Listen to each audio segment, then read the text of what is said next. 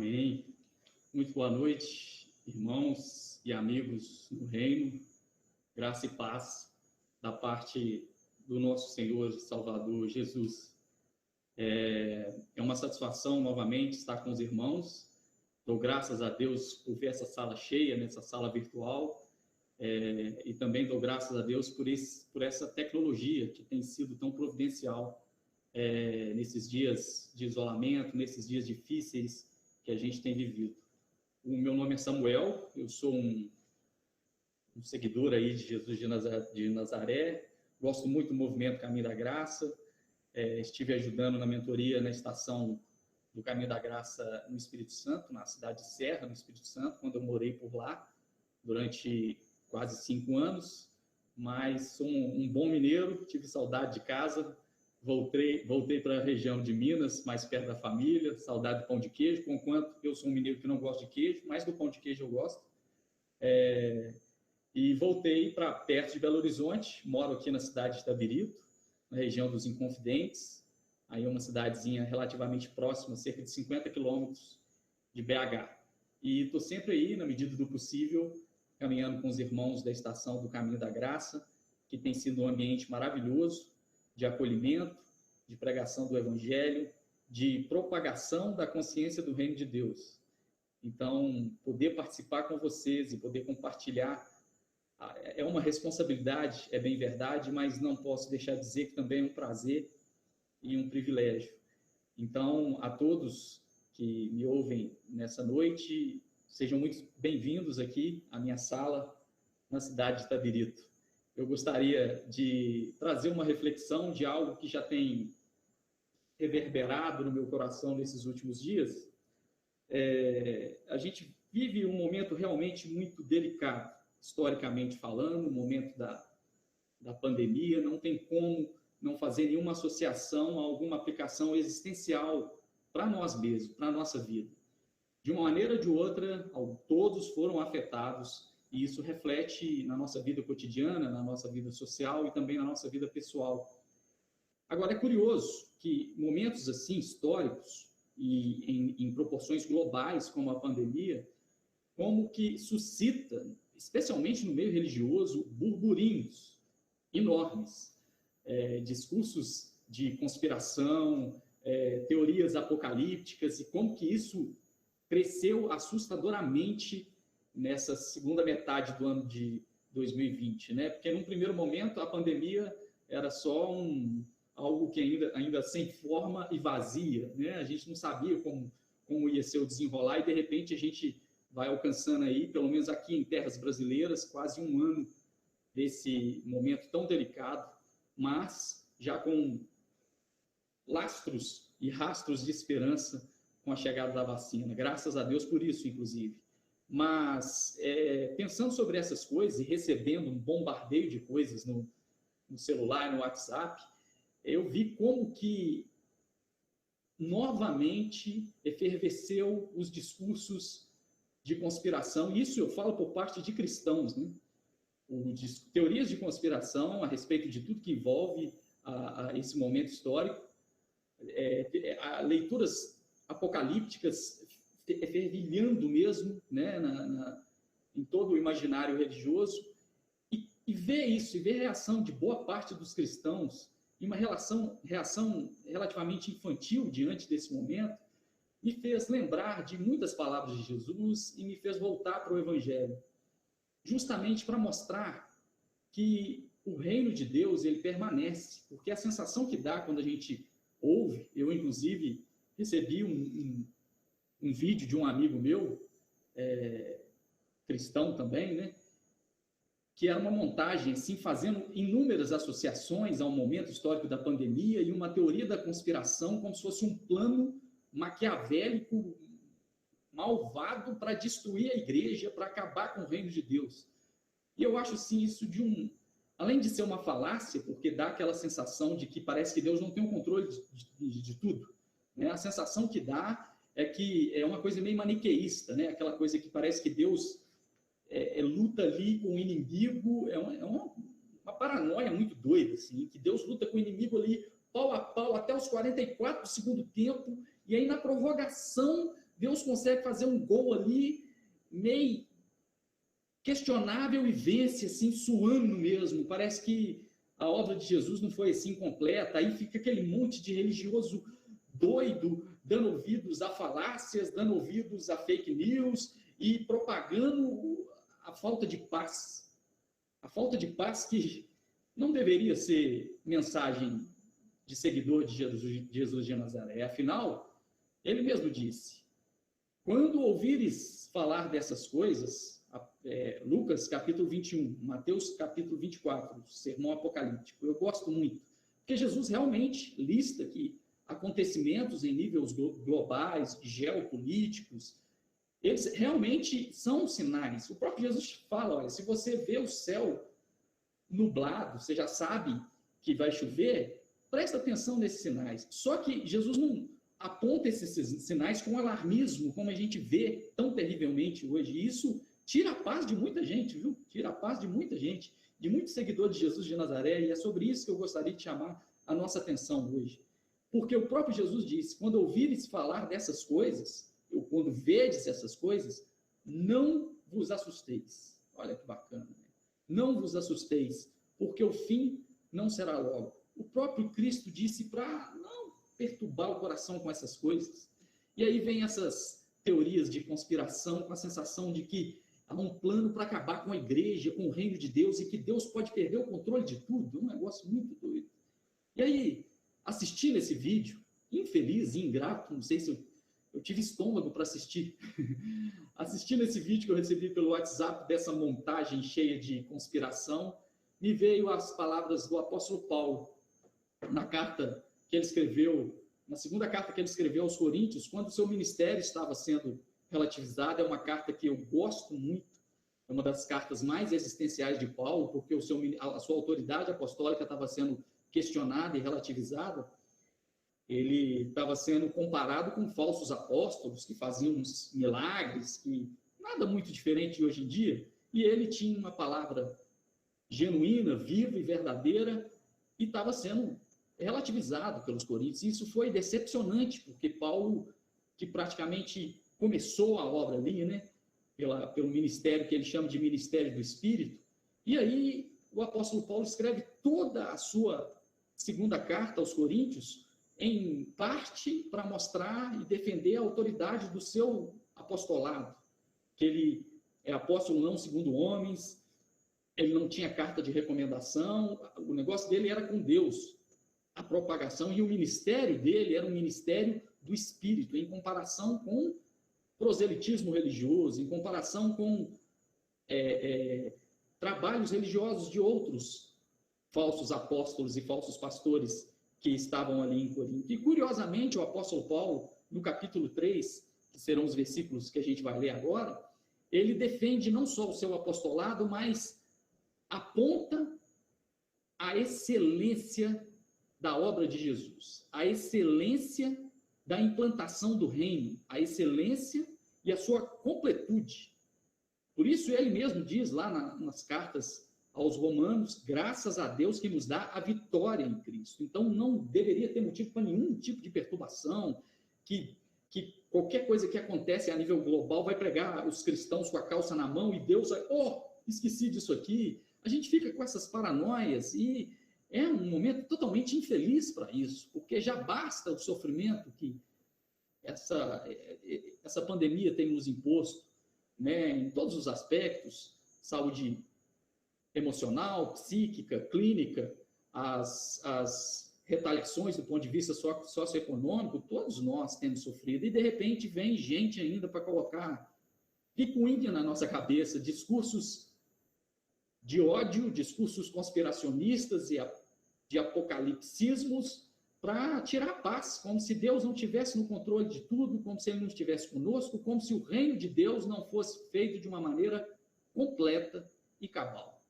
E aí o apóstolo Paulo vai dizer algumas coisas que eu gostaria de compartilhar com os irmãos, que está na carta aos Coríntios, no capítulo 3, do versículo 1 ao versículo 11, ele vai falar da excelência do ministério dele. Eu acho isso tão bonito, porque faz lembrar a carta aos Hebreus, que também mostra que o evangelho é algo muito superior do que qualquer linha religiosa, qualquer linha teológica. É por isso que Jesus é maior do que Moisés. É por isso que Jesus é sumo sacerdote de uma ordem superior, que é a ordem de Melquisedeque. É por isso que o reino de Deus ele é totalmente invisível e ele não pode ser afetado jamais por nenhuma teoria de conspiração, por nenhum plano que pensa assim, vai fechar as igrejas, a gente não vai ter oportunidade de ser crente. Quem nunca, na sua infância cristã, ouviu falar que no fim não vai ter Bíblia? Você nunca vai falar isso? Olha, você tem que ler e memorizar a Bíblia, porque eles vão rasgar as Bíblias. E aí a gente com Bíblia no celular agora. A Bíblia está cada vez... Hoje, por exemplo, se você tiver um Echo Dot da Alexa, né, que é aí eu fazendo propaganda da Amazon aqui, que é um aparelhinho que é uma caixinha que interage por voz, você pode pedir para ela ler a Bíblia para você. Olha que interessante. E a gente achando que a Bíblia, o texto, ia rasgar e a gente não ia ter acesso, e aí o reino de Deus ia ficar comprometido. Não vai não, viu? Não vai não, porque a obra de Jesus foi completa, cabal, e o reino de Deus chegou e é implantado e permanece porque ele é de uma ordem superior. E o apóstolo Paulo fala, o meu ministério é o ministério do Espírito, não é o ministério da letra, né? Isso ressoa o que Jesus disse a Nicodemos, um homem das letras religiosas, quando ele disse que era necessário nascer de novo, que afinal o nascido da carne é carne e o nascido do Espírito é Espírito. E ele fala, olha, as letras é carne ainda, as letras é desse campo das ideias humanas, mas eu vim até vós com palavras do Espírito, porque a letra mata e o Espírito vivifica. E isso é interessante, isso fica muito bem claro, porque isso acaba com a força dessas teorias conspiracionistas, né? É interessante. Vamos para o texto e vamos dar mais uma mastigada sobre essa verdade. Se eu pudesse falar ou dar um tema para essa reflexão, eu falaria sobre a excelência ou a supremacia do reino de Deus. E reino de Deus é uma consciência. A gente vai ver como que o sonho dos profetas era fazer com que as leis, e aqui por lei entende o pensamento de Deus, o Espírito de Deus, fosse inscrita no coração. O profeta Jeremias, e se eu não me engano, Ezequiel também fala isso. Mas Jeremias deixa claro no capítulo 31 que nos últimos dias ele faria uma nova aliança com seu povo e de dentro, inscreveria a lei dentro do coração e imprimiria na sua mente. O reino de Deus é uma natureza totalmente interior, de dentro e não de fora. De fora pode acabar, de fora pode ter qualquer coisa que pode fechar a igreja, pode acabar com a Bíblia, pode acontecer qualquer coisa, mas jamais afetará essa consciência. E é isso que o apóstolo Paulo está querendo dizer para os coríntios aqui, que o reino de Deus é essa consciência, e bem-aventurado aqueles que receberam esse reino e têm essa paz absoluta do príncipe da paz no coração, para experimentar a tranquilidade e o controle soberano daquele que na cruz já garantiu a nossa paz, a vitória sobre tudo, porque afinal ele disse, está consumado. E uma vez dito, está consumado,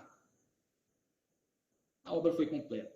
Foi por isso que o profeta Isaías disse que ele verá o fruto do seu penoso trabalho e ficará satisfeito. Então não tem plano conspiracionista nenhum que pode acabar com a consciência do reino de Deus dentro da gente. A gente jamais vai perder essa consciência. E isso tem que ficar bem claro, porque ainda há muitas confusões no meio cristão acerca do que é o reino de Deus. A gente confunde o reino de Deus com cultura religiosa, com valores judaico-cristãos, e não tirando aqui os valores judaicos cristãos, quando eles são fruto de verdade e de amor, são bons valores. Agora, quando são fruto de tirania e de imposição religiosa, não são bons valores. São autoritários e impositivos. É por isso que o reino de Deus é uma consciência. É por isso que Jesus fala, quando ouvires falar do reino de Deus, ei-lo aqui, ei-lo ali, não o sigais, porque o reino de Deus está dentro de vós. Reino de Deus não é cultura religiosa judaico-cristã. A cultura judaico-cristã, em parte, pode refletir o reino de Deus, mas em parte não, ela é extremamente relativa. E reino de Deus também não é uma comunidade religiosa. Reino de Deus está dentro de nós, é um espírito, é uma consciência. O apóstolo Paulo fala sobre uma iluminação do entendimento. No capítulo 4 da segunda carta aos Coríntios, ele diz que ele vinha como perdido e veio à luz de Jesus no seu entendimento. Eu acho isso muito bonito, uma iluminação de entendimento. Isso não tem a ver com uma cultura racional, como se fosse um conteúdo. Agora eu faço parte do reino de Deus porque eu descobri uma teologia do reino. Não, é algo do Espírito que ilumina, né?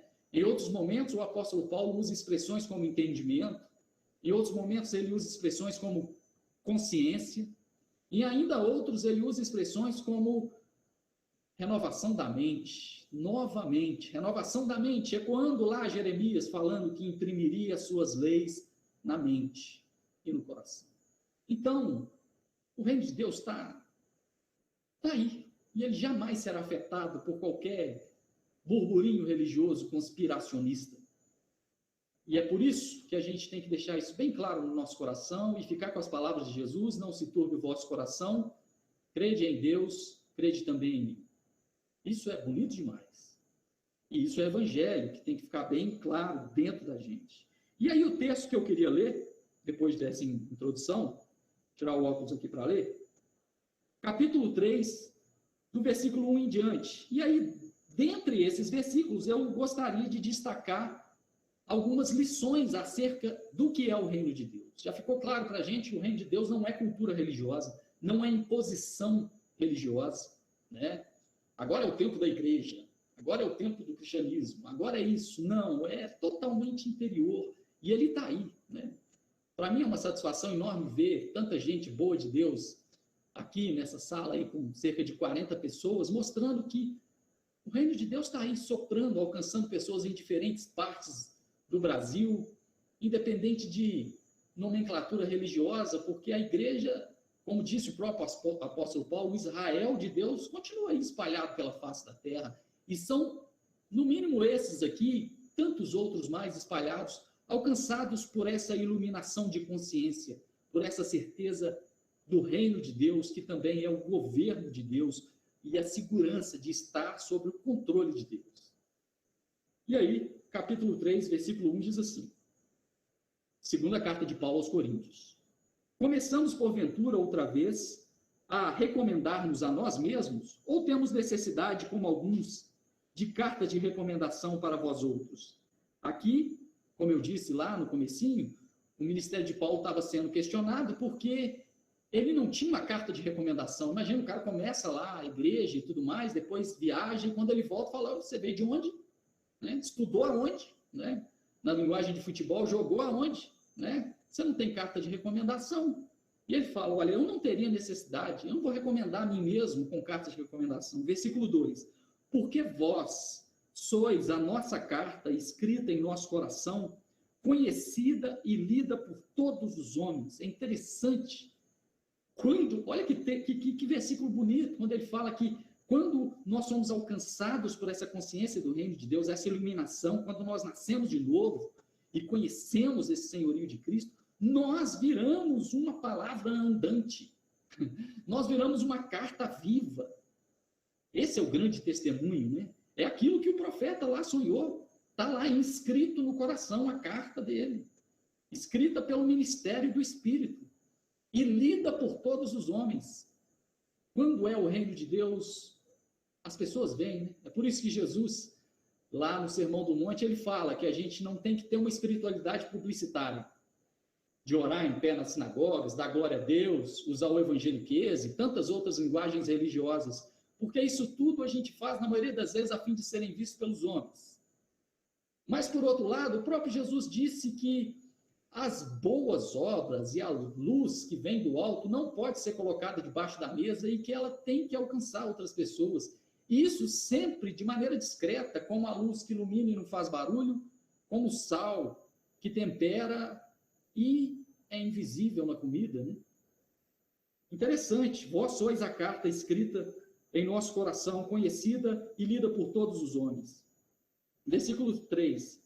Estando já manifestos como carta de Cristo, produzida pelo nosso ministério, escrita não com tinta, mas pelo Espírito de Deus vivente, não em tábuas de pedra, mas em tábuas de carne, isto é, nos corações, do jeitinho que o profeta sonhou.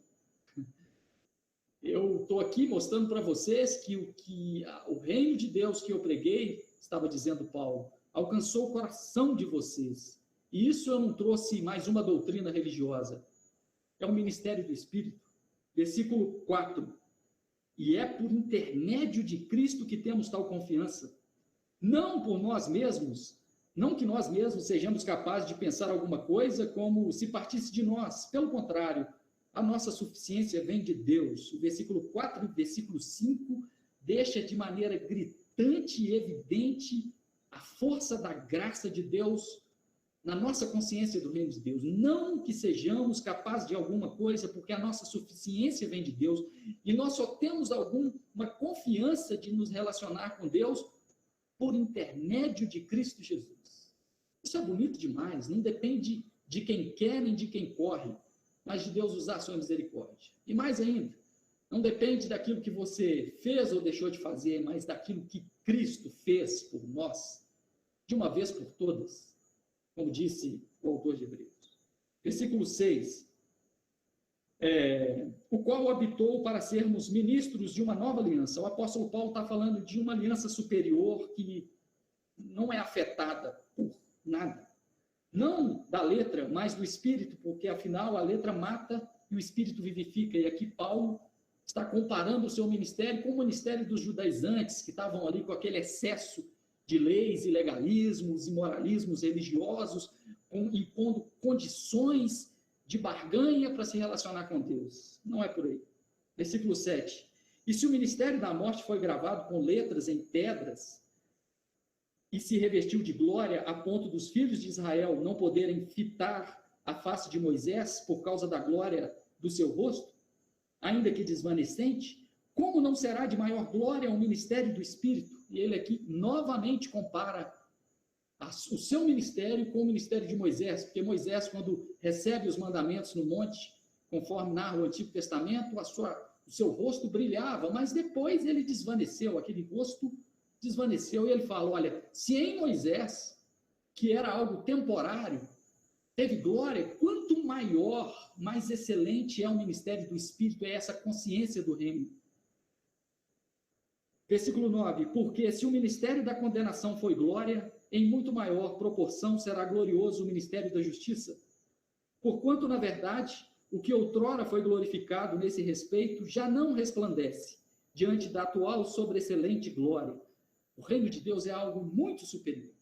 Podem existir teorias conspiracionistas a fim de atacar o cristianismo, mas jamais vai alcançar e afetar a consciência do reino de Deus. Jamais. Porque a sua glória é maior. Atual sobreexcelente glória. E o versículo 11 termina, porque se o que desvanecia teve sua glória, muito mais tem o que é permanente. Aqui tem pelo menos 3 coisas que rapidamente eu queria pontuar para a gente, depois de dar esse desabafo acerca da consciência do reino de Deus. A primeira coisa que eu gostaria de chamar a atenção para a gente é que na consciência do reino de Deus em nós,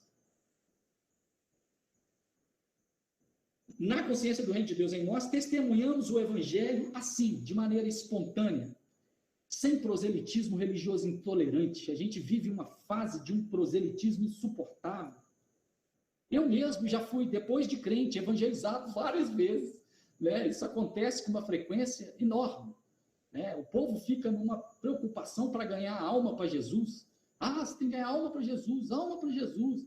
Viram verdadeiros caça-fantasmas procurando almas. Né? E aí, eu acho isso...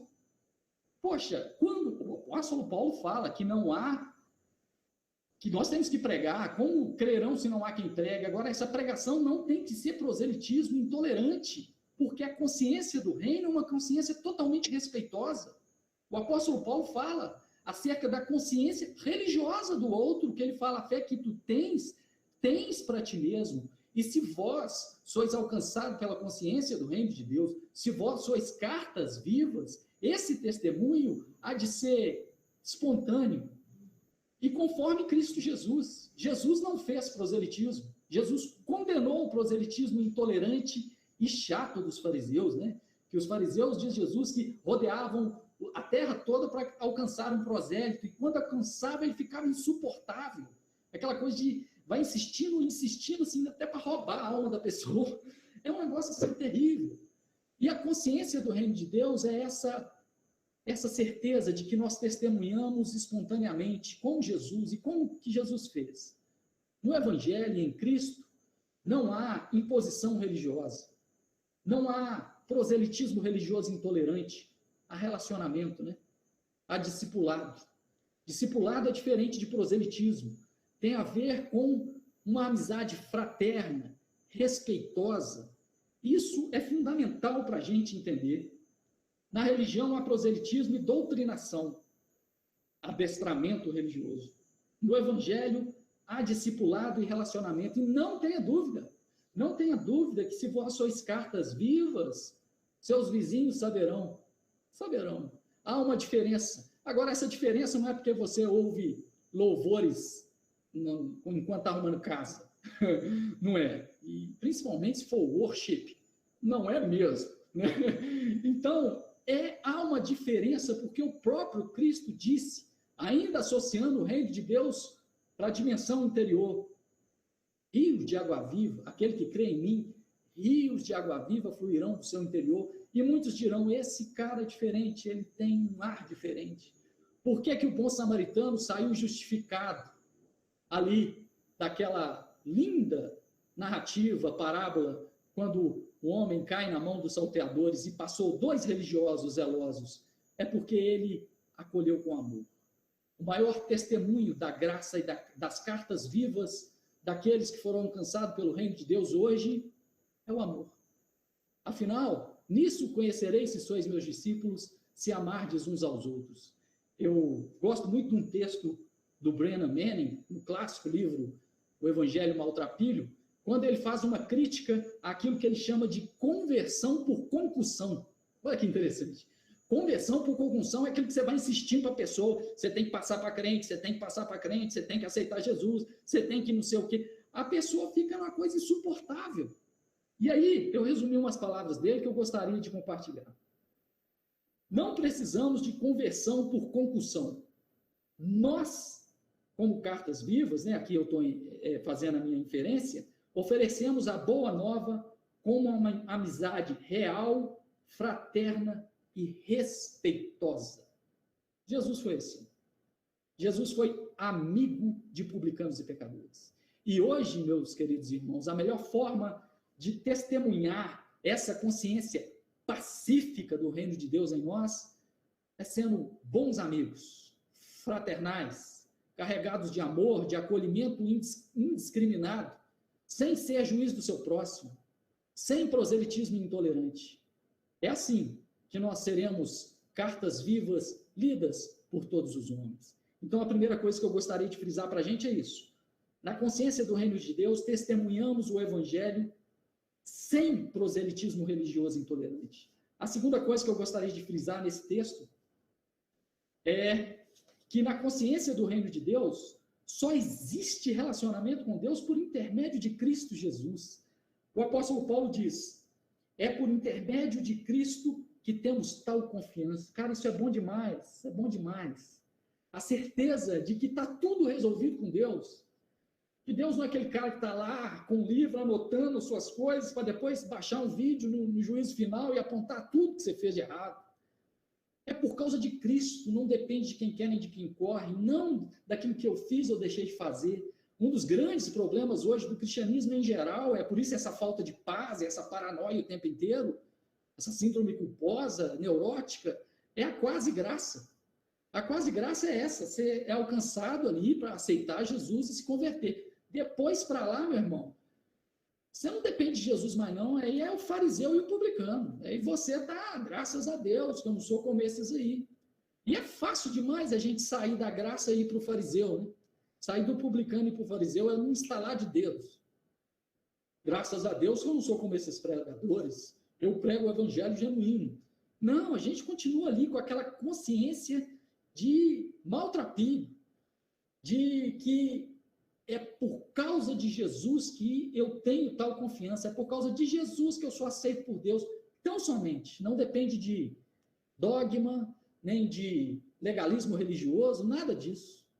É por isso que no sonho dos profetas, no livro de Jeremias, o profeta diz: não ensinará jamais cada um ao seu próximo, nem cada um ao seu irmão, dizendo: conhece ao Senhor, porque todos o conhecerão, desde o menor até o maior. Pois perdoarei as suas iniquidades e dos seus pecados não me lembrarei mais. Isso é intermédio de Cristo. Essa consciência a gente tem que ter de que Deus é propício a nós e que não há nada que eu possa fazer ou deixar de fazer. A gente tem que sair da quase graça. Graça é para conversão, é para manutenção da espiritualidade, é para andar com Deus. E quando a gente tem essa consciência, sabendo, como Paulo disse, não que essa suficiência vem de nós, a gente é cada dia mais acolhedor e menos juiz do próximo, porque religioso tem um problema com o pecado. Não, mas Deus não é conivente com o pecado. O pecado é isso. Pecado é como se fosse a criptonita de Deus. Você lembra da criptonita lá do Superman? Isso é antigo, hein? Que o Superman era super forte, assim, mas a criptonita... Então, o pecado era um negócio assim que Deus não resolveu na cruz. O Cordeiro de Deus tira o pecado do mundo. Ele não tirou, ele tira o pecado do mundo. Então, na consciência do reino de Deus, eu tenho certeza absoluta que eu não sou nada, e se existe alguma coisa, se existe alguma confiança, é por intermédio de Jesus. Ele é a propiciação pelos nossos pecados, e não somente dos nossos, mas do mundo inteiro.